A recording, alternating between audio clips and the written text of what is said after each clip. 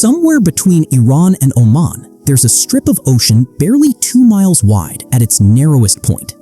And through that narrow gap flows nearly a fifth of all the oil the entire world uses every single day. It's called the Strait of Hormuz, and if you've never heard of it, you're not alone. But economists, oil traders, and military strategists watch this stretch of water more closely than almost anywhere else on Earth. So what exactly is the Strait of Hormuz? And why does one narrow channel have this much power over the global economy? Let's break it down. Geographically, the strait connects the Persian Gulf to the Gulf of Oman, and eventually out to the open ocean. Iran sits on the northern coastline.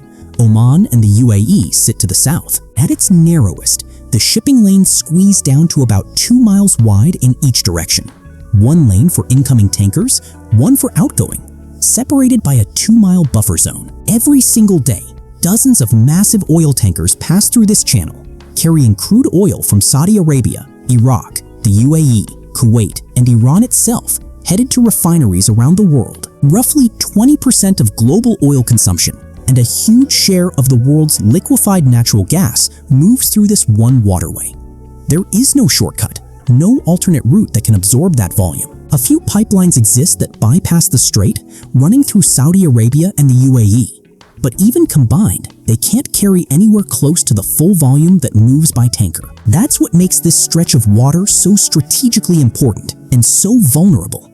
Any disruption here doesn't just affect one country. It ripples through gas prices, shipping costs, and energy markets worldwide. So why would anyone actually block it? The tension largely comes down to Iran. Iran has repeatedly threatened to close the strait during periods of conflict with the United States and its allies, most notably during periods of heightened sanctions and military tension. Iran's military maintains fast attack boats, anti-ship missiles, and naval mines specifically positioned near the strait, not necessarily to blockade it permanently, but to demonstrate they could disrupt traffic if pushed into a broader conflict. Analysts often point out that a full closure would be difficult for Iran to sustain for long, since it would also cut off Iran's own oil exports and invite a serious international military response. But it doesn't take a full closure to cause chaos. Even the threat of disruption, a seized tanker, a naval standoff, a missile test near shipping lanes, is enough to send oil prices climbing within hours. This has actually happened multiple times. Tankers have been seized or attacked near the strait during periods of rising tension, and each time, global oil prices reacted almost immediately. That's the real power of the Strait of Hormuz. It doesn't need to be blocked to affect you. The mere possibility is enough to move markets, because so much of the world's energy supply has no alternative path. Countries have tried to reduce this vulnerability.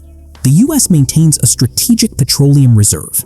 Some Gulf nations have built pipelines to bypass the strait entirely. But none of these fully replace the volume that flows through Hormuz daily, which is why, whenever tensions rise in the Middle East, one of the first questions analysts ask isn't about oil fields or refineries.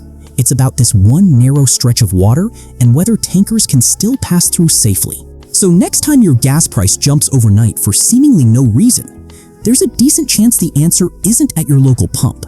It's happening thousands of miles away, in a 2-mile wide channel between Iran and Oman. That's the Strait of Hormuz, small on a map, massive in its grip on the global economy. Thank you so much for staying with us until the end of the video. If you enjoy videos like this, don't forget to leave a like and subscribe to the channel. And make sure to turn on the notification bell so you never miss our future videos.